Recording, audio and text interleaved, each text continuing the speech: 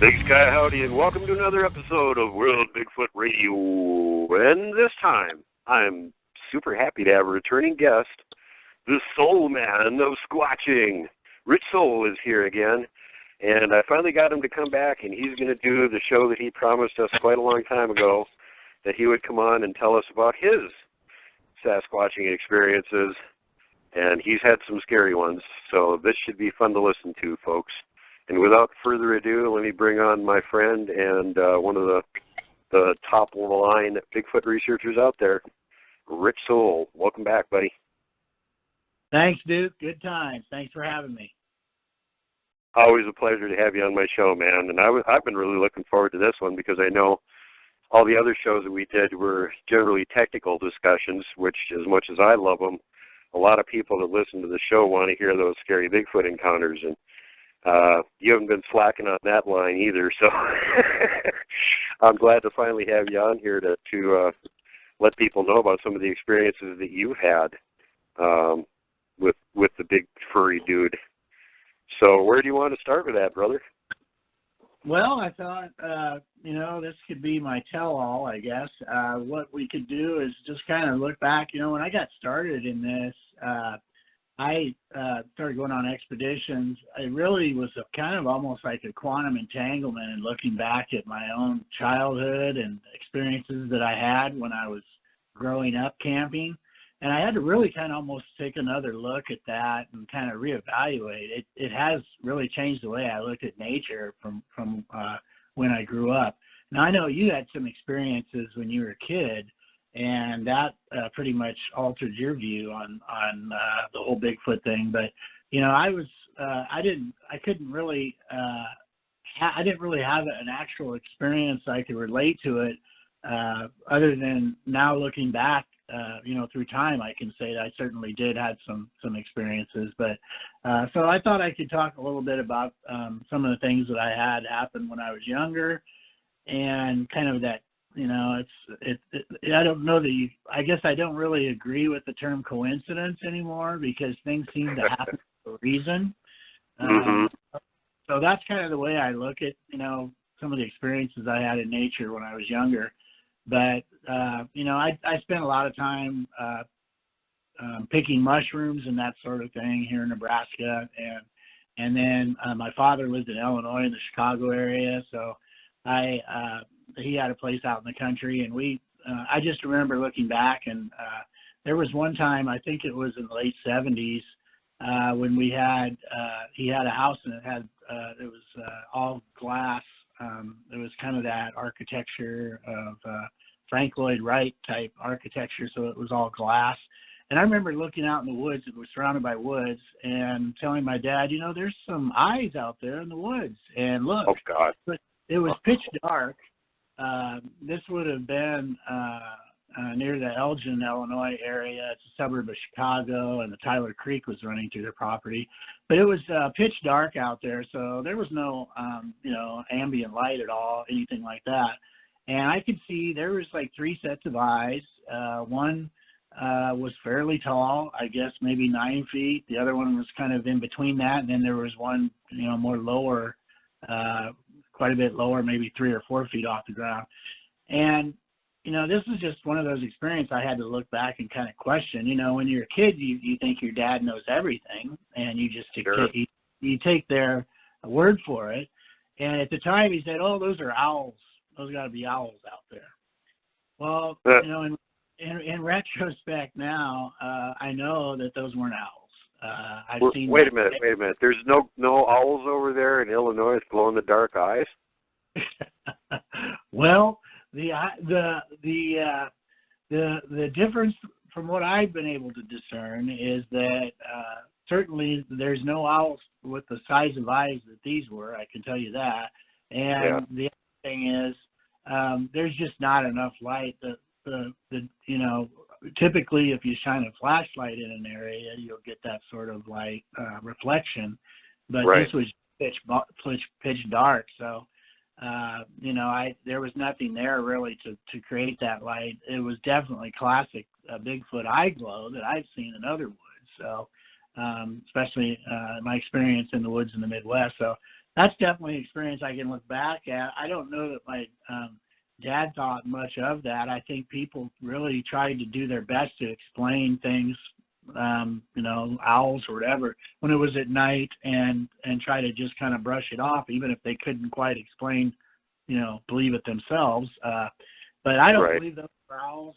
I've been in those same woods. I collected a lot of crawdads when I was younger with my stepbrother, and I just remember having experiences. I didn't actually see a Bigfoot, but I had experiences when I was younger that I felt like I was in the woods with them.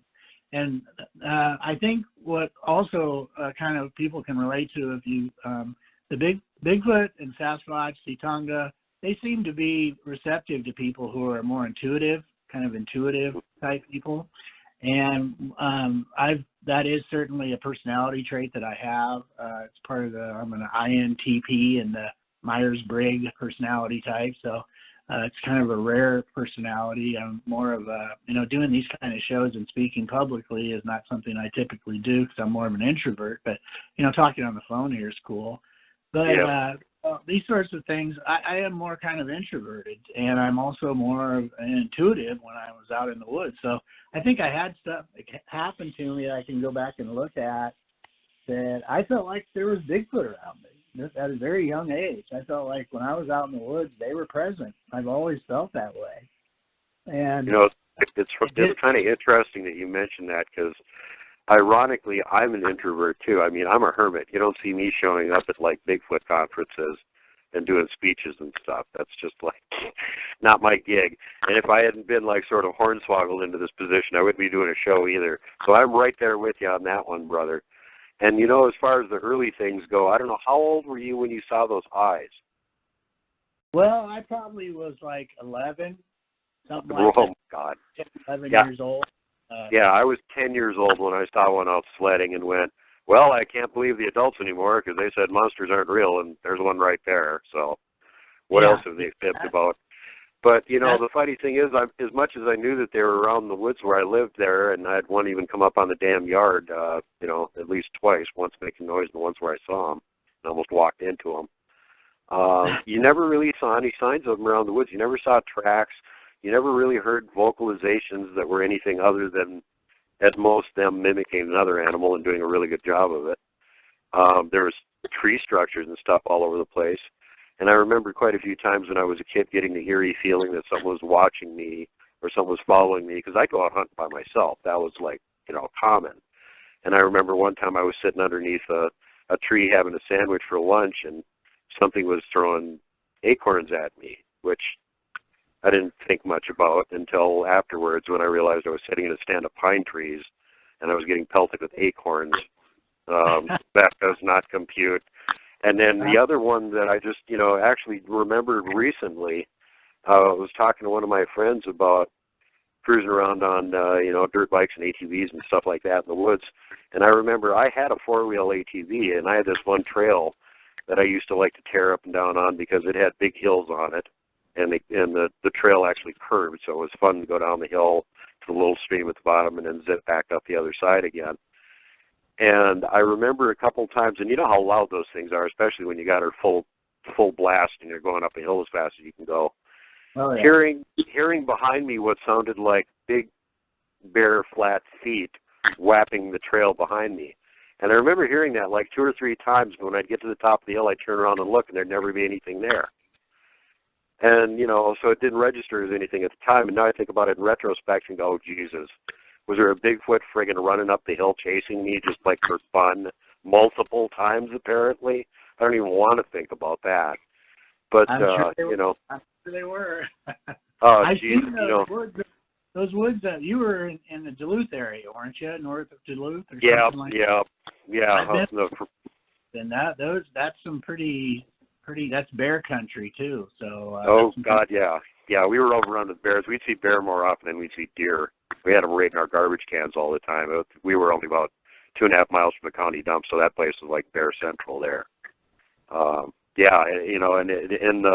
Again, it's like one of those places that you would expect Bigfoot would probably like, because the foliage, the topography, there's plenty of water for them. It's so dense and thick. My God, they can walk like 10 feet. You can't see them. You know, that's the kind of cover they seem to like, those dismal, dense, thick, plenty of water. So, yeah, and anyway, I'm sorry. I'm, like, talking too much. I'm going to shut the hell up. So, you're 11, you saw those glowing eyes out in the woods, and then what was the next thing you remember after that? Well, just during that time period, I spent a lot of time in those woods. This was an acreage, and there was a creek that ran through there, and we collected, we went in and got a bunch of crayfish, and if people are familiar with those, they go backwards really fast. So if you put a bucket, I figured at that age, if I put a bucket behind them and put my hand in front of them, these crayfish would literally jump back into the bucket and I'd catch them. So I caught a ton of them. And when literally, that totally works. That's why I'm laughing. It's like, yep, you figured that one out. yeah. And so I just thought, awesome. So we, my stepbrother and I, we just walked the whole creek as far as we could go. And, you know, we got pretty back into timber. It was pretty thick forest. And I just remember being back in there and doing that. You know, I was very focused on catching these crayfish, and we just caught huge buckets full of them. And I just remember that, like you said, there's a feeling of uncomfortable that you get, and you know you're not alone. Well, this was very private woods. There's keep out signs, the kind of woods that Bigfoot loves to be in, because people aren't there. And so you're not supposed to be in these woods, but yet I felt like there was somebody watching me. I got really uncomfortable. Matter of fact, I remember we could have gone farther, and we decided, of course, we had a lot of crayfish at the time, but we decided it's just time to turn around and go back. But both of us kind of kept looking over our head. We were down in this creek, and there was a lot of tall grass and then deep timber above that. And I just remember always kind of peeking over my back, thinking that there was somebody there. And even in my own mind, I was thinking Bigfoot, because at that time period, I was aware of it. I'd seen the Patterson Gimlin film on the show In Search Of, back on, you know, public, I don't know, you had 3 or 4 channels back in the 70s you can get with your rabbit ears. And so I just remember watching that Leonard Nimoy show, In Search Of, and I think that was the first time I'd seen it. So I was definitely aware of it. I had read books about Bigfoot. I, you know, didn't completely know 100% that they were in the woods that I would be in. Especially, I felt more like it was more in the Pacific Northwest is where they were. Right. But later, right around that same time period, my grandmother from South Dakota would send me, and I still have these newspaper articles from reservations up there that they had sightings up there. So it was always on. You know, when I was out in the woods, my radar was on, and I was definitely thinking that there was a potential to see Bigfoot. And it's just that feeling that you get, and that intuitiveness. I think they're drawn to people like that. So I think from a young age, this really set in on me. Speaking of that feeling you get, before we go on anymore, I think it's interesting to bring this up, because you're enough of a woodsman. You've been around in the woods a lot, and probably done all the other things associated with it: hunting, fishing, gathering mushrooms, rock hounding, whatever. Did you notice that I've had the feeling where I've been watched before, and I knew it wasn't Bigfoot? I've had predators watch me before, and you get that feeling, and you can tell you're being watched by a predator. But for some reason, when it's Bigfoot, it's a completely different feeling. Have you noticed that? Yeah, I believe so. Yeah, I think you're right. You know, I haven't been in the woods with I've been in the woods with big predators, but nothing that was anything that I'd be threatened by, like grizzly or something like that. Although apparently I was very close to grizzlies up there when I was in Montana. But I didn't know it. Yeah, it's kind of better that you don't sometimes, or you wouldn't go there. But, yeah, there's more of a, you know, I've had several experiences where it's more of a curiosity, I guess, that you feel like you're being watched rather than fear. But I have had experiences where there is a deal of fear, and it was Bigfoot also. So I guess it's just depends on if they think you're a threat, or if you're kind of violating their privacy or something, or they don't want you around, or if you're just curiosity to them. I honestly think when I was getting those crayfish that we were collecting some of their calories, and they were not very happy about that. And that's why yeah, that's probably why they were following you, watching you. They're like, what are these kids going to steal all of our snacks? What the hell? Yeah. And that was a great lesson for me, too, because there was so many of those in that creek. I couldn't believe how much. It was just, I probably had like a, 5-gallon bucket full of crayfish. I mean, it was wow. huge. It'd make a nice little deal, for a Bigfoot. And as easy as I was catching them with their big hands, I'm sure they employ the same technique. Just put their paw behind their hand, and put a hand in front of them, and they dart right back into their hand. Especially the way their hand, they have more of a cup to their hand. So I bet they just really easy. At night they could go up and down creeks and just get tons of calories like that. But they don't need a bucket because their hand is the size of a bucket, so that covers that part of it. Exactly, and they just eat as they go. So, but I got the impression we were probably wearing out our welcome there, and we turned around and left. And it's one of those things where you don't really consciously think about it at the time, but then you look back and you're like, I left that area because something just didn't seem right, And so that happens often too. You just kind of unconsciously decide, I'm not going to go down this trail, or it's time to turn back. Yeah. I can remember a couple times when I was up there by myself with my gun, and like I said, generally after I got over my initial horror at seeing the first one, and 5-6 years down the road when I was back in the woods heavily armed again by myself, I would go and check out new areas that I hadn't been to, because we had just this massive, 10 by 3.5 mile woods behind my house. That's a lot of land. So there was a lot of areas to go hunting in. There was a lot of areas that weren't that easy to get to. So I would tend to try and find new ones and explore them and stuff.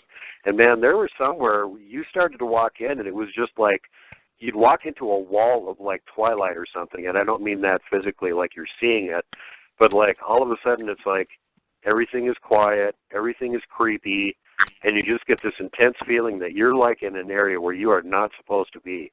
And it's, like, really sudden and really intense. And you can walk back 10 feet, and you don't have that feeling anymore. Yeah, I know that exactly. I had an area that I did research in years later, and it was during the 90s. I would go and do some running. I used to run on trails. I used to be actually a pretty good athlete when I was younger. And so as you get older, you try to, keep active. And so this was like when I was in my 20s and 30s, I was still actively running. Well, instead of running on the streets, I would go and run trails in the woods. And I would get an area that it was just heavily, there was it was kind of a low bottom area of a lower area, kind of ravine area, a lower area of these woods. And there was tons of bushes, really high bushes that were very heavy vegetation. And in the summertime, when I would run by there, I'd pick up the pace a little bit. Sometimes there'd be a smell, but it would always be an energy, a feeling that like you shouldn't be here. Like exactly. And so and at the time I was just like, I always tried to rationalize things, like maybe because it's just this area I can't really see very well in, that my mind is creating this kind of or this area looks kind of spooky, and that's why I'm getting this reaction to it. But in all reality, I'm not that type of person, because I'm really willing to go into areas people wouldn't want to go into. So that wasn't the case. The case was there was really energy there that made me feel that fear. And I believe that they're able to do that. They don't want you in certain areas. They give off this vibe like, you need to leave, and you feel it. It's a feeling that you receive from them. So I've definitely felt it. I felt both, brother. I felt the ones where it's like I know they're around. I even roughly know what direction they're in, and you can tell they're watching you, because you get that feeling like a human's watching you, or something is watching me. But then there's the other ones like we're talking about, where it's like you're not feeling like you're being watched from any specific direction or anything. It's just like this cloud of malaise all of a sudden descends on you, and suddenly you feel like you're walking through a troll-infested swamp or something, and you're going, what the hell is around here? And I know exactly what you're talking about. It's just like this, like a cloud of dread descends on you all of a sudden. Exactly. And, this is an excellent segue to my next experience I could share with you, because I had fast forward from my childhood to when I got started with going on expeditions. I went on the 2011 expedition on BFRO here in Nebraska, and it was the only expedition we've had here with the BFRO, and it was in the northwestern part of the state in Pine Ridge National Forest. And so let the listeners know, you're right on the edge of the big old Rocky Mountain chain there. It's where it starts getting really mountainous and wooded. This would be, if people are familiar with the Black Hills of South Dakota, if you've ever been up there and seen the Mount Rushmore and the Black Hills, this area is like the brother or sister to that area. It is. Wow. It has the main difference. It's not quite as big, but the main difference is there's no. You have all the camping and people that can plug in their campers and all that, electrical outlets and all that. Well, in Nebraska, at the Nebraska National Forest, it's all remote camping. There's no, you don't have any RVs and that sort of thing. So it's pretty much the opposite. More primitive. Yeah, very primitive, but it's the very same. It goes from 4,000 up to 5.5, almost 6,000 elevation. So that's their preferred elevation too, 4,000 to 6,000 lower montane. That seems to be what they love. Good. That's good to know. Yeah, that's kind of low mountain range, and it has the beginnings of there's a lot of aquifers and stuff. Nebraska has a very large the Ogallala Aquifer is out in that area in the middle of the state, but it extends out into that area and comes up into that. So you have literally water just coming up out of the ground. And the Niobrara River, which is a scenic river in the state of Nebraska, starts there. You can literally jump across it. It's so small at that point there. Right on. But it's a great habitat. So you've got this sandy kind of soil and mountainous pine forest. And so that was where our expedition was. There have been many sightings up there, and those sightings were a part of the reason why we came up there. And the guy who led the expedition was Mitch, who had set that all up, his experiences there. So we knew that they were there. We had some really good intelligence through sightings that they were there. And when I first pulled in there, this was my first expedition to go on a public one.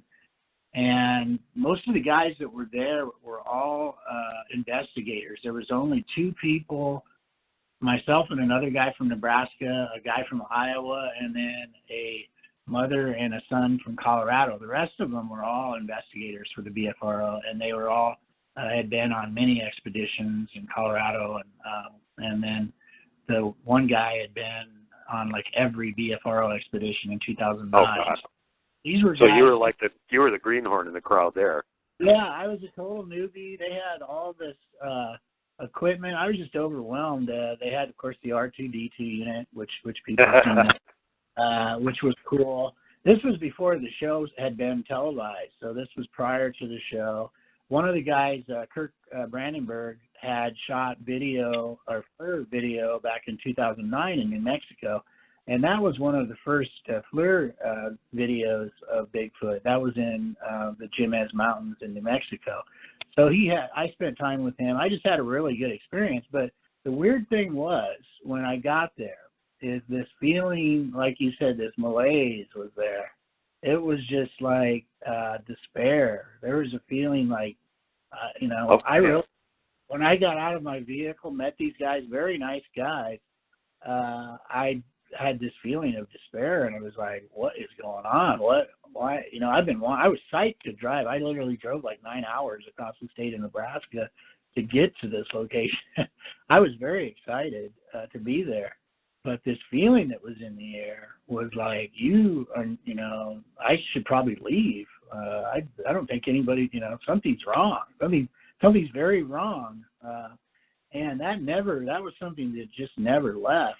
Usually that dissipates over time, but that feeling was there all the time. It was very weird. So, wow. Yeah, it was just very unsettling, and it really challenged me. It got me questioning, should I be doing this? Have I made it, did I make the right choice to come do this? This was, of course, a lifelong dream of mine. So it was a big deal to go do this. At that time, I had never, I hadn't really pieced together my childhood and other things. So I was just looking at this through kind of a clean slate, trying to just get an understanding of what's going on with Bigfoot and what this organization is. And these were all great guys I talked to. The weird thing is then, as we started, we set up camp and everything, and we had our first night op. I got to go hike up in the ridge line, probably about, 45 or 5,000 elevation. At that time, I'd been in the mountains, but until you get walking in the mountains for a while, you get kind of winded. So it was one of those. I had my recording. I brought a recording equipment with me, and just basic equipment that I understood that might be helpful. So I did have my recorder, and Kirk had literally a state-of-the-art at that time FLIR, but he had to have, in order to shoot video, he had to have a big battery pack that he carried on his side. So it was just kind of crazy when looking back now. Doesn't seem that long ago, but the technology is really advanced.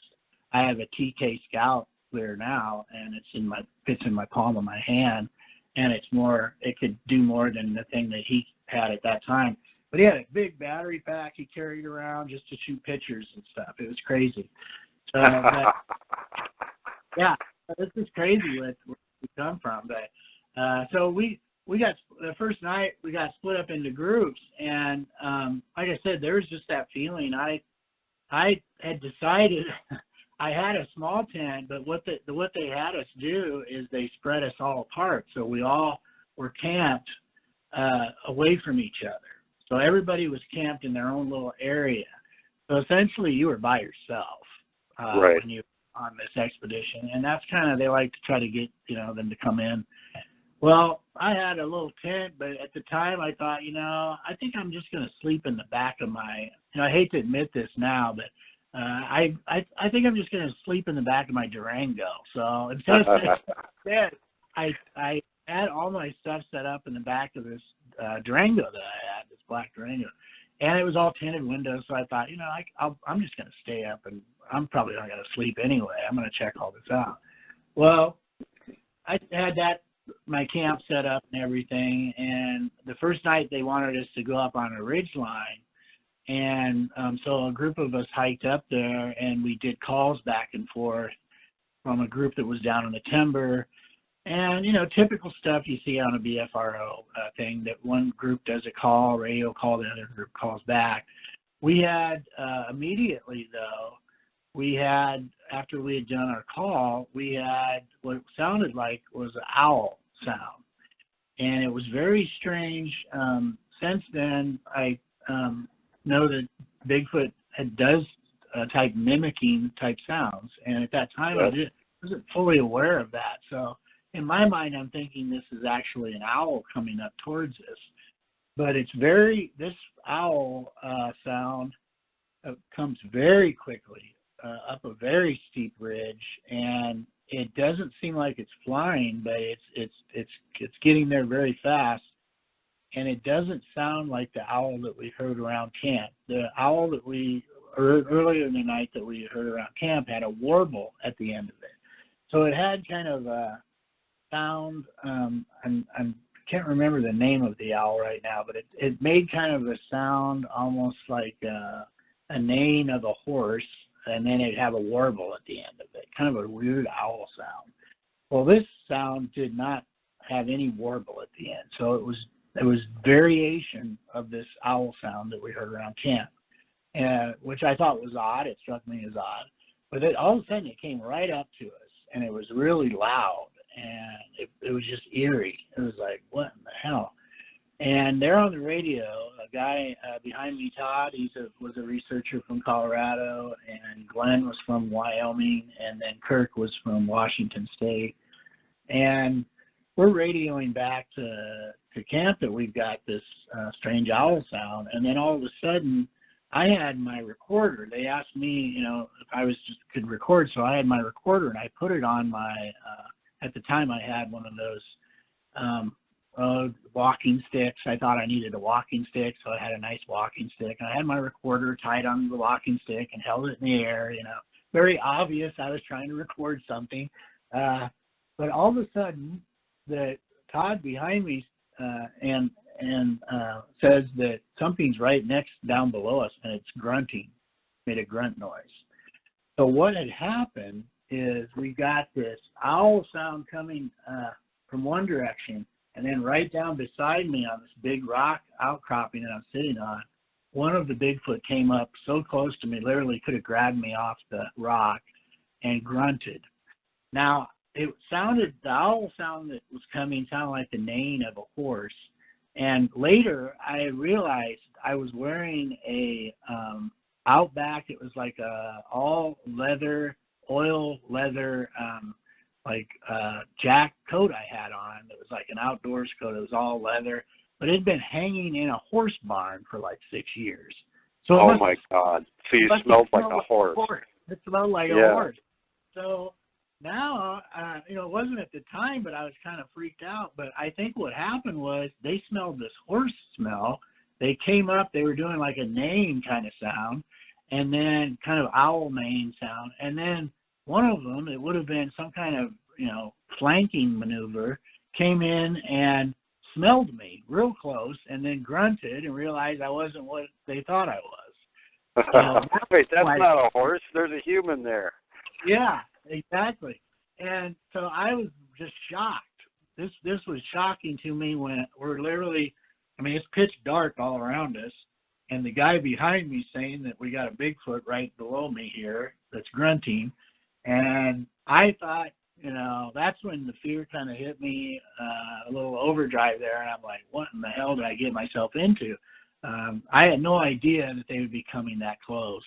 I didn't think, I thought, I might be able to get a view with some binoculars or something. Not like they'd be right there trying to touch you and run away. Yeah, literally one came in to distract us, so we were looking straight ahead. Classic hunting behavior. We're all looking straight ahead, and then the other one came up right up next to me and grunted. So it was just below this big rock outcropping, and I could not see it at all, would not have known it was there, but it just really made a few grunts like, you're obviously not what we thought you were, or what the hell's a horse doing up here, or whatever. But very strange experience. So, did the recording pick up any of it, the owl sounds or the grunt or anything? Yes. I've got a recording of the owl sounds, and I've got the recording. It's actually on my website. Recording of that. I could send it to you too if you want to hear it. Yeah, we'll have to put that on the show here now that we tease. Yeah, I'll send it to you. And you can hear us talking back and forth and radioing back and forth and doing the calls, and then you hear this owl sound coming up to us. The grunt, you can't really hear. It's tough to hear because the wind starts blowing, but you hear Todd's basically radioing back to the other group that, yeah, we've got Bigfoot activity, and they're right here. They're right below us. They're right here. God. Yeah. Well, Glenn, you're in charge, so you just let me know what you want to do.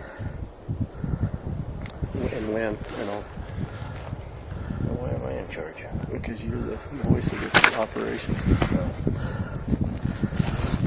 And, Richard, is your recorder ready to go? Yeah, I got her going. Oh, it is going? Yeah. Okay, good.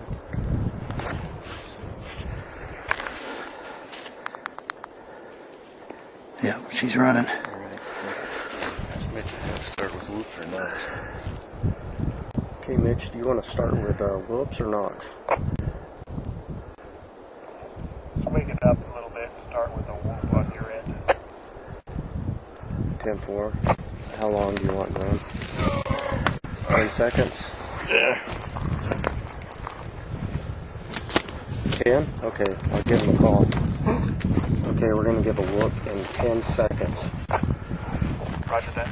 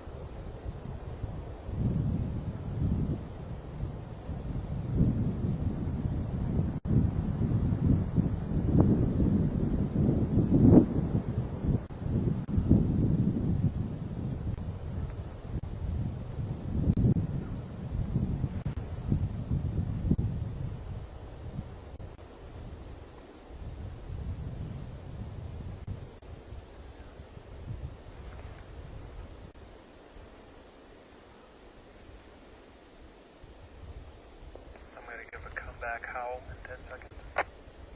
10-4.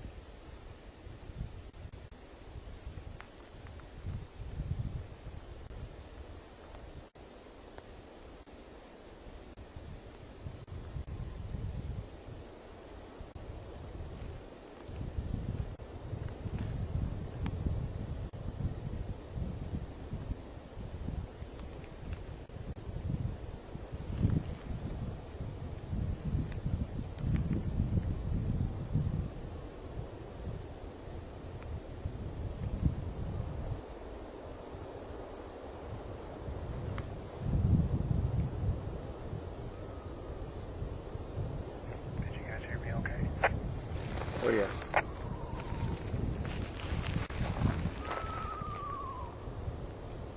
An owl glue? No. What is that?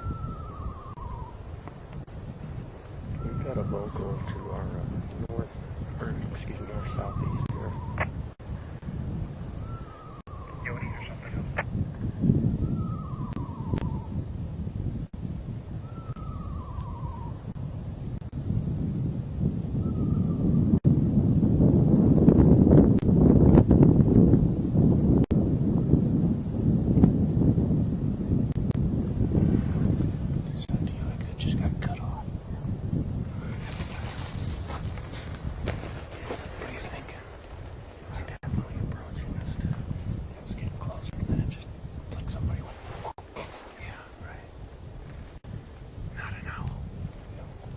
See, I'm not familiar with your animals around here. I'm not either. I'm not from Nebraska. Me neither. It almost sounded like a horse whinny. Yeah, it did. Hey, Mitch, this is Jim. Your dad and I, we thought we heard a response down here as well. Pretty far off, though. Yeah, we heard something up here going on, too. Not sure if it's coyotes or what. It's kind of high-pitched. Yeah, that's what we heard as well. It's right under us, and it's definitely not a coyote. 10-4, thank you.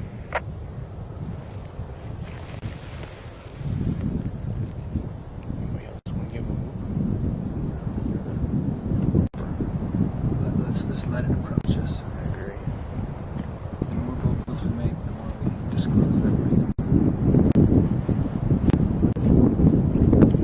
me as it sounded like somebody was trying to call out. So yeah, between that and the cloud of dread that descended as soon as you showed up, that was probably pretty disconcerting. It was, and we went back to camp then that night, and of course they were all about trying to keep us, kind of everybody had their own little camp area, so they had us really separated, all spread out. So it was really set up for an experience to have them come in very close. The problem is that the researcher that had set this expedition up, he'd always just had a small group of people that would come there, and then they'd leave food for them when they left. And the fact that he brought all these people now really pissed off the alpha male, and it was kind of a violation of their relationship, I believe. Now what I know. And so we were unwanted guests, and we were unwillingly tromping around in their woods and not welcome at all. So that night then when we came back to camp, I went out with Kirk and Paul, another guy who had came from Iowa, a good friend of mine now. And we went out and that night and we went into the woods that they were calling from earlier that night. When I was up in the ridgeline, they were calling down from these woods. And they had all kinds of howls and stuff going on. And as soon as we got there, we get out of the vehicle and shut the door, and a tree gets pushed down. And Whoa. So that got interest. That got my attention real fast. And Kirk had explained that, nobody's ever been injured on any of these BFRO expeditions, and we've never had anybody hurt. And, that's. Did he say yet? Yeah, there's always an exception. So, but I was still pretty wide-eyed, and I just wanted to, I wanted to get these experiences in and just, but I was really questioning. I really questioned myself, should I even be here? What the hell have I gotten into? Because that feeling of despair and fear just never left. It was really overwhelming. And now I look back at it, we were really getting some strong signs there that we should not be there at all, and we were not welcome by any means. So that was strange. That night, when I came back to camp, of course, you're by yourself. Everybody, a couple 100 yards away, they had everybody spread out. So you're pretty much by yourself. And I had to take a piss, and I get back in my vehicle, and I decided I'm just going to sleep in there, which it actually was plenty of room. It got pretty cold at night too, so it wasn't that bad of an idea to do that. But I just remember when I went to go to bed, Todd said, I don't know if I'd like sleeping in the back of my vehicle because they can come up and peek in your window. He goes, at least in my tent I won't see it, And Oh, like, God. yeah, here we go. I'm going to have one probably stare me down in the window here. But I managed to go to sleep in the middle of the night. Well, by that time it was already like 3 a.m. or something. But I think probably an hour later, 4:30 or so, I awoke to a scratching sound on the side of my vehicle, like a long scratch. And I opened one eye up. I didn't have my glasses on, so I couldn't see very well. But about that same time, I think just before I had woke up, I thought I was having a dream. And I guess this is common. Some people call this mind speak. But I was told, or at least in this dream, I had the impression that a female Bigfoot was talking to me. And it was weird because she was very ugly, big bulbous nose, hairy, but she had, in my dream, she had almost like cauliflower ears, which I had never seen a Bigfoot or anybody ever explain that. So I just thought I was dreaming, those kind of wrestlers get cauliflower ear really bad. And I just thought, this is just an ugly troll-like thing or something. It was very ugly, supposedly a woman, but she was speaking to me very calmly, and she was telling me I had nothing to worry about, that I had nothing to be afraid of, and that nobody was going to hurt you. You weren't going to be hurt. And then I awoke to the scratching sound on the side of my vehicle. And at that time, I didn't have any idea of stuff like this. You know, I had no reference of mind speak or anything like that. I just assumed I was dreaming. That morning when we got up, it started raining, so it really got rainy in that area. So we went into town, and I started telling Kirk about it. He was telling me about orbs and other stuff that people have experienced, and the sort of mind speak. And he actually thought I may have had an experience that night with that female. And so to be honest with you, I'm not sure, because I've never seen a Bigfoot look like that. Usually their ears, you can't hardly ever see them, or there's too much hair. So, and something that would be outside, I would think, if you had ears like that, would be pretty jacked up. But yeah, that was one thing that stuck out to me, that just weird experience. But so my first, expedition, we had a lot of stuff like that going on. There was just that dread that just really kind of made me feel like questioning whether I should have, even be doing this. And overall, though, the guys that I met and got to use all this, really, they had night vision, like equipment that was, military grade night vision. You can see mice running around, just lit up mice out in the field like you wouldn't believe. So we literally had everything you could possibly want to experience. But it was kind of, it was a eerie experience, and especially being by yourself when you're out in those areas, you just really kind of captures your imagination, some of it. But what I did find out is that, I totally embraced it. I couldn't wait till I went on another expedition. We went back there later in the spring, and there was a big fire that following fall, so it really kind of screwed up a research area that I wanted to get into.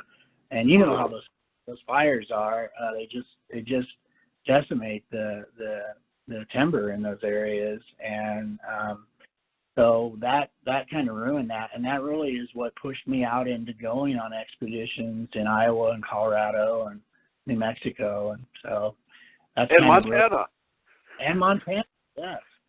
So that was kind of one of my first experiences on those expeditions. It was cut short because we had so much rain, we had to get out of there. But I wound up then going into Iowa, and I could kind of talk about some of that, unless you want to visit more about that first experience I had.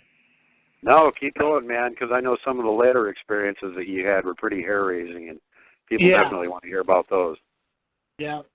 And I had one recently, just in August, when I was, in May when I was up on the res, that I got to tell you about too. So don't let me leave without telling that. Okay.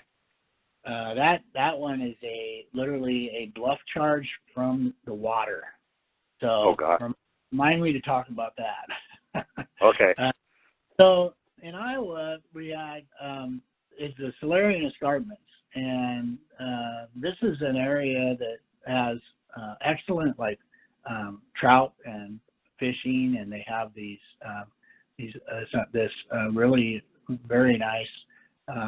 You would see all this farmland, and then it would just drop down into canyons, and they're called these escarpments, and they're just vestiges of the Ice Age, I believe, that have this beautiful canyon timber and these streams that just run through, that are trout streams, beautiful water, just amazing little ecosystems up in there of northeastern Iowa.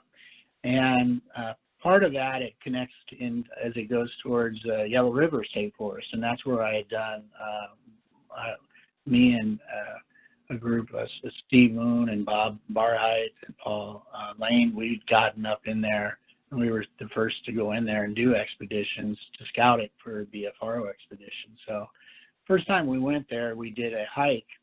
This was in the Yellow River State Forest. I think I'll just tell that story so I can kind of keep moving along. I have a ton of stories. So I know. We could do several shows on this and may actually have to, but keep going.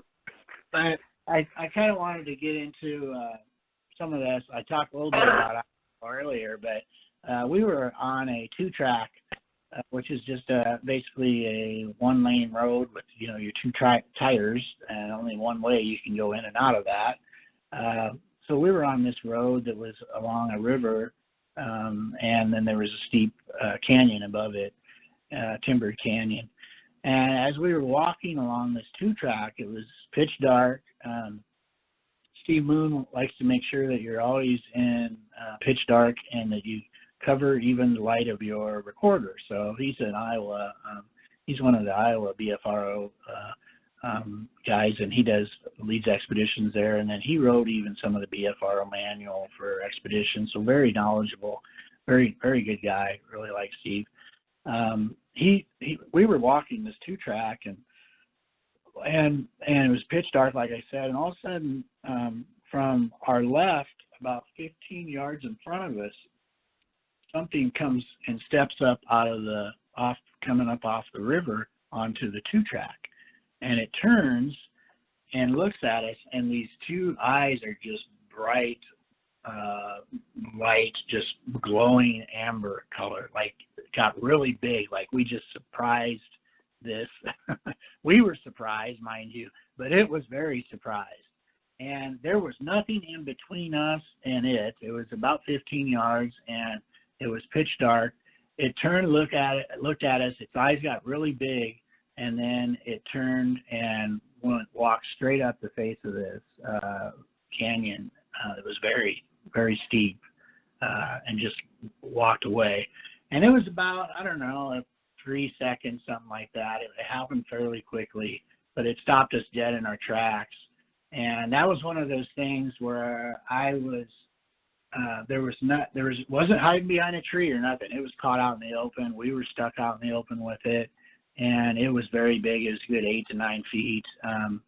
Couldn't see the actual outline of it. It just looked like these eyes that were there, staring at us. But that stopped us in our tracks. And wow. We all were like, man, that is incredible.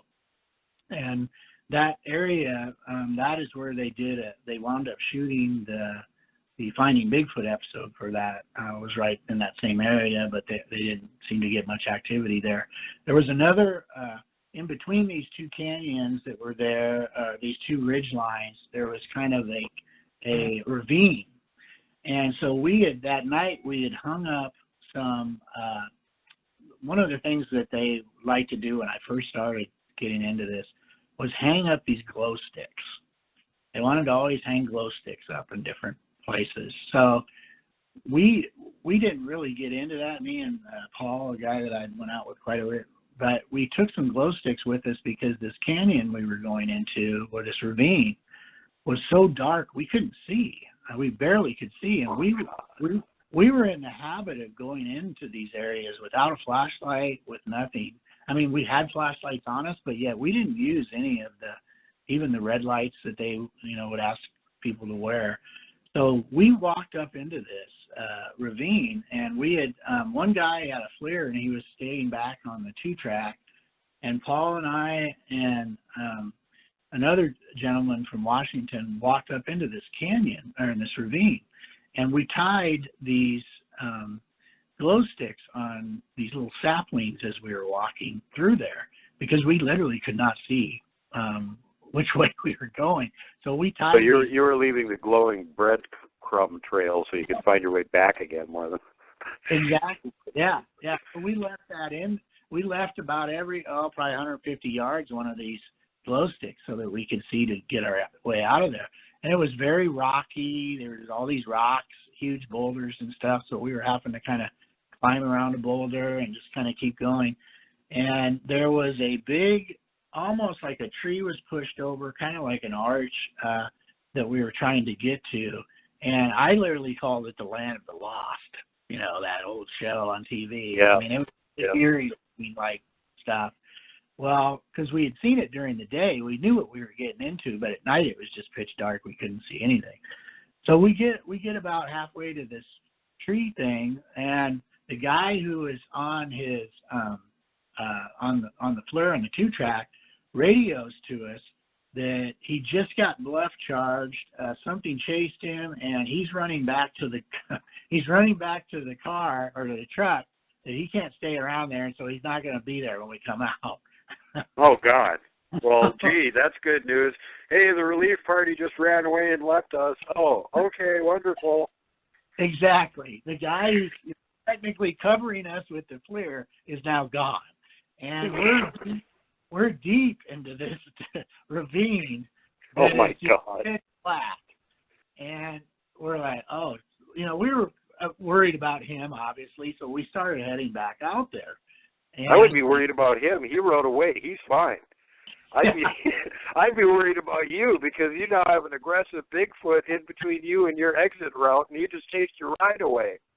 Exactly. And that becomes very evident as we start walking out of this place, because we're going around these boulders and trying to slowly moving our way out of it.